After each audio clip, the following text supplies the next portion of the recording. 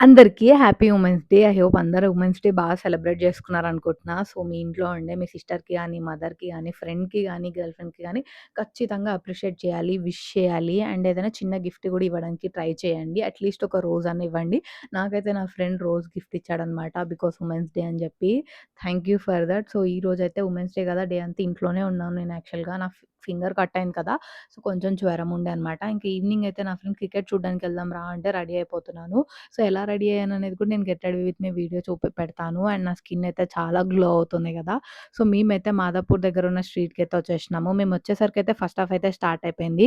ఇంకా world cup అయితే మామూలుగా ఉండదు గదా! సో, ఈసారి గూడా వరల్డ్ కప్ మనమే కొట్టాలి అని అయితే ఎక్సైట్‌మెంట్‌తో పోయినామనమాట. ఫైనల్లీ మనకి 2026 వరల్డ్ కప్ అయితే దక్కింది. సో, మన ఇండియన్స్ దేంట్లో తక్కువ కాదని చెప్పి చూపించేసింది.